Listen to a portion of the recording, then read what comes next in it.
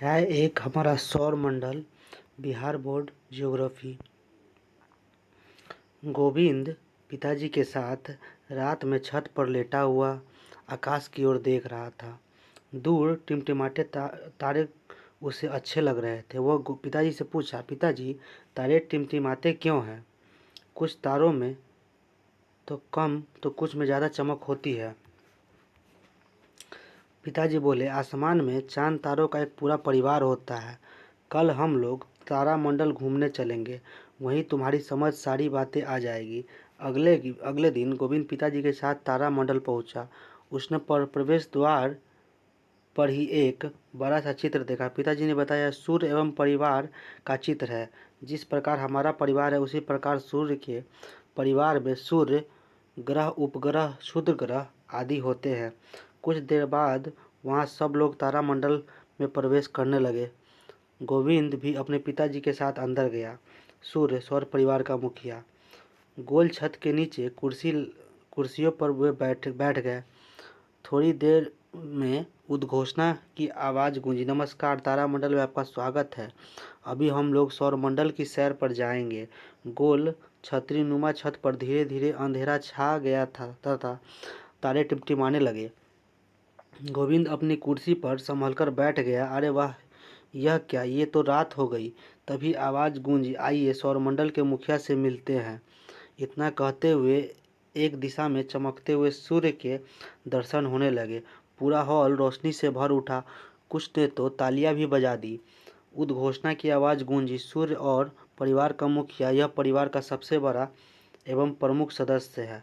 सौर परिवार के सभी सदस्य प्रायः इसके प्रकाश से ही प्रकाशित होते हैं। दूरबीन से देखने पर सूर्य की सतह से उठती हुई आग की लपटें दिखाई देती है। इसे सौर प्रज्वल कहते हैं। हमारी पृथ्वी से सूर्य कई गुना बड़ा है। अगर हम सूर्य को क्रिकेट की गेंद माने तो पृथ्वी राई के दाने के बराबर होगी। ग्रहों का परिचय। सूर्य से थोड़ी ही दूर पर एक और गोला उभरा जो आकार में सूर्य से छोटा था। गोविंद ने पिताजी से पूछ बैठा, पिताजी ये क्या चमकने लगा? इतने में कुछ और गोले उभरे और सूर्य के चारों ओर चक्कर लगाने लगे। उद्घोषणा की आवाज़ गूंजी, ये 8 गोले सौर परिवार के सदस्य हैं। इन्हें ग्रह कहते हैं। इनमें स्वयं प्रकाश नहीं होता, ये सूर्य के प्रकाश से प्रकाशित होते हैं। एक तीर का चिन्ह बारी बारी से सभी ग्रहों पर जाने लगा। उद्घोषक ने उसका नाम बताया, बुध, शुक्र, पृथ्वी, मंगल, बृहस्पति, शनि, सूर्य, वरुण आदि।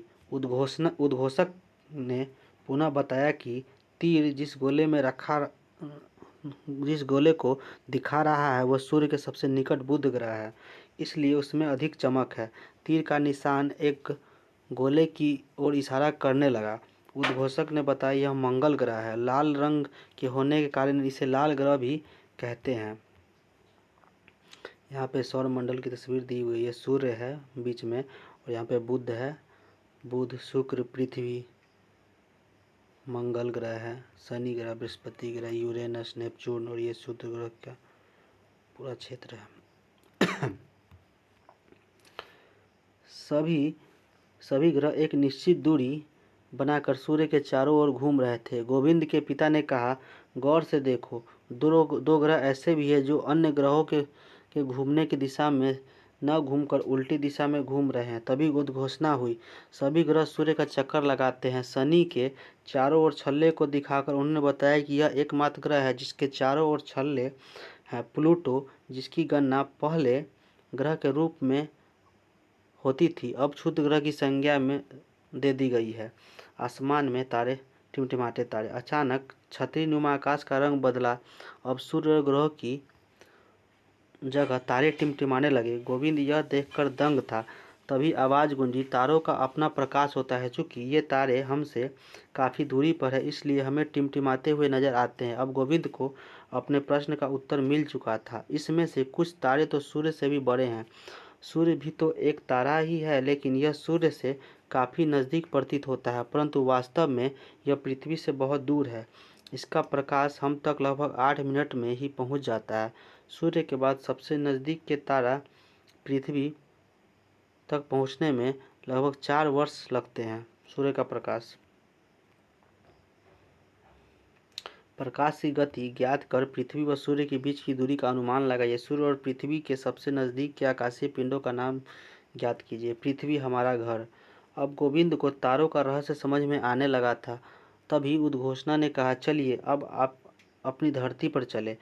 गोविंद चौंका, अरे हम धरती पर ही तो है। छतरी नुमा आसमान पर गोल आकृति उभरने लगी, उसमें कई रंग के धब्बे दिखने लगे। उद्घोषक ने बताया, यही है हमारी पृथ्वी जिस पर हम रहते हैं।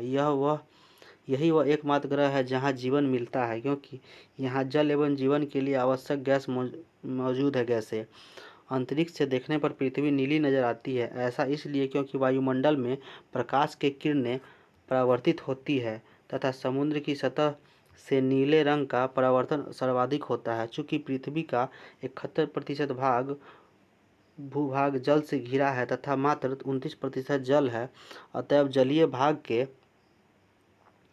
अधिक रहने के कारण प्रकाश का परावर्तन अधिक होता है, जिससे यह ग्रह नीला दिखाई देता है।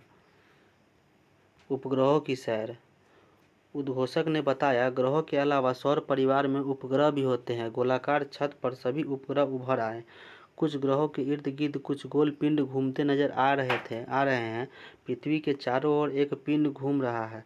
ध्यान से देखिए, एक आवाज गूंजी, यही है चांद। यह पृथ्वी का एकमात्र उपग्रह है।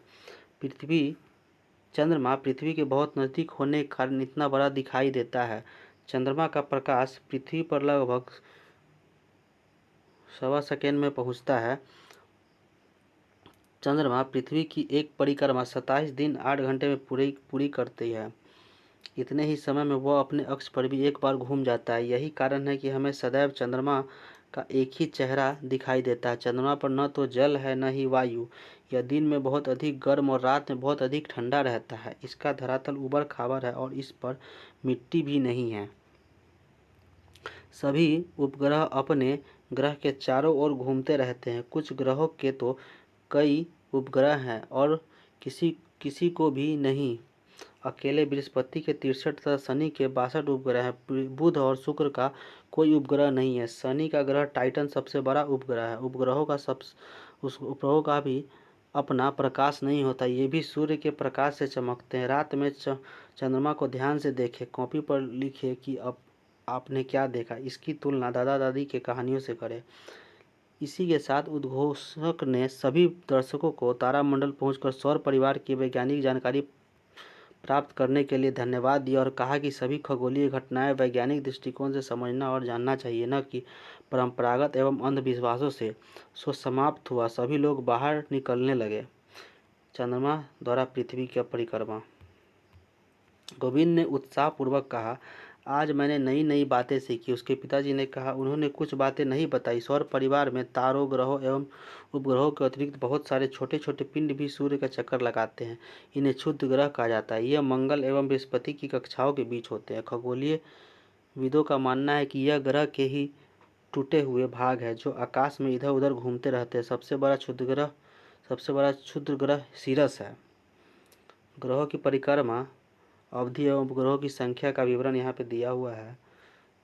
बुध ग्रह जो घूर्णन का समय अपने अक्ष पर 58.6 दिन में कर लेता है। परिभ्रमण का समय सूर्य के चारों ओर 87 दिन में।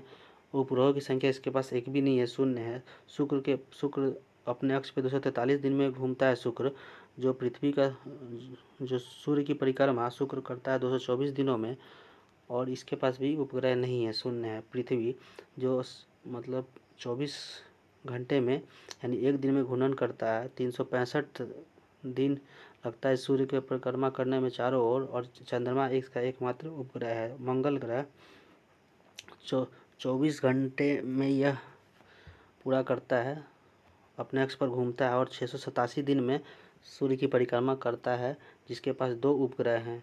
बृहस्पति 10 घंटे में अपने अक्ष पर घूमता है और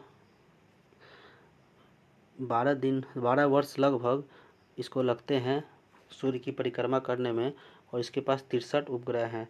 शनि 10 घंटे लगते हैं अपने अक्ष पर घूमने में, और ये लगभग 30 वर्ष सूर्य की परिक्रमा करता है। इसके पास 62 उपग्रह हैं। यूरेनस जो अरुण कहते हैं उसको 16 घंटा लगता है अपने अक्ष पर, और सूर्य की परिक्रमा करने में इसको 84 वर्ष लगते हैं, और 27 इसके पास उपग्रह हैं। नेपच्यून जो वरुण कहते हैं 19 घंटे में अपने अक्ष पर घूमता है। 184 164 मतलब 165 दिन लगते हैं, वर्ष लगते हैं इसको सूर्य की परिक्रमा करने में, और इसके पास 13 उपग्रह हैं।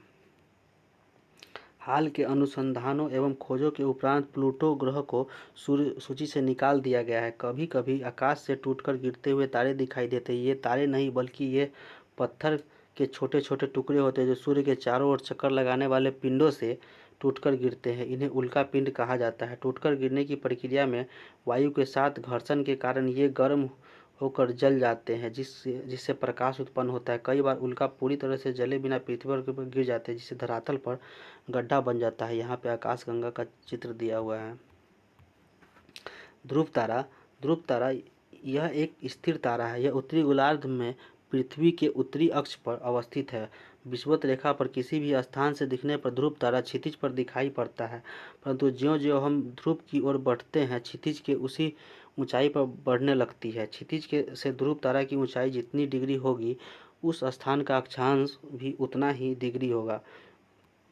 यह हमेशा उत्तर दिशा में दिखता है, इसलिए प्राचीन काल से ही नाविकों को समुद्र में उत्तर दिशा का ज्ञान करवाता रहता है। तारों के कई विशेष समूह हैं। जब पृथ्वी सूर्य की परिक्रमा करती है तो सूर्य विभिन्न तारों के समूह के बीच नजर आता है। ऐसे समूहों की संख्या 12 है। इन्हें हम राशि भी कहते हैं। इन राशियों में जो तारे हैं वे किसी न किसी आकृति के तरह नजर आते हैं। उन्हीं आकृतियों के नाम पर इन राशियों के नाम दिए गए हैं। ये नाम है मेष, वृष, मिथुन, कर्क, सिंह, कन्या, तुला, वृश्चिक, धनु, मकर, कुंभ और मीन। पृथ्वी के चारों ओर विभिन्न तारों का समुदाय है जिनकी संख्या 27 है। चांद को पृथ्वी की परिक्रमा करने के दौरान किसी न किसी तारों की इस समूह के सामने से गुजरना पड़ता है। इन तारों के समूह को नक्षत्र कहते हैं।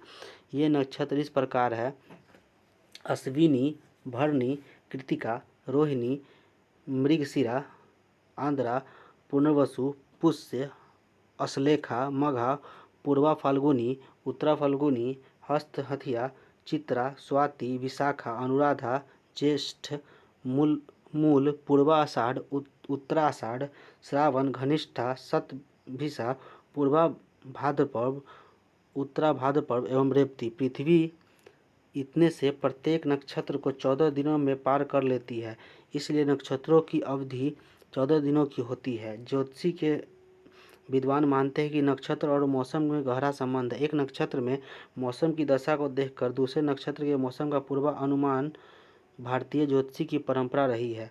आज गोविंद को ब्रह्मांड की विशालता एवं रहस्यों का पता चला। उसे नई नई जानकारियाँ मिली। वह काफ़ी खुशी खुशी लौट रहा था। आकाशगंगा, तारों की नदी। इसके अलावा ब्रह्मांड में अनेक आकाशगंगाएं हैं। गोविंद ने पूछा, ये आकाशगंगाएं क्या हैं?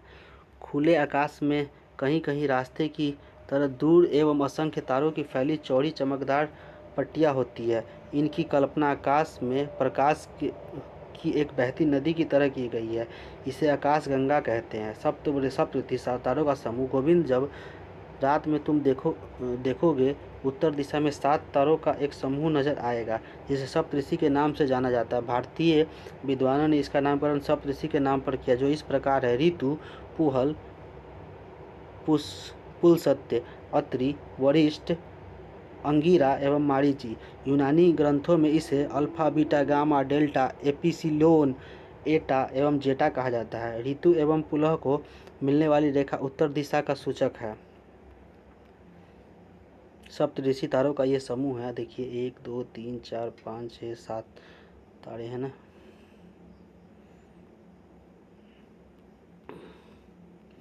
पृथ्वी के निकट, अच्छा ये क्वेश्चन आएगा क्या? हाँ, पृथ्वी के निकट ग्रह कौन कौन से? क्वेश्चन आंसर है ये। चलिए समाप्त करते हैं।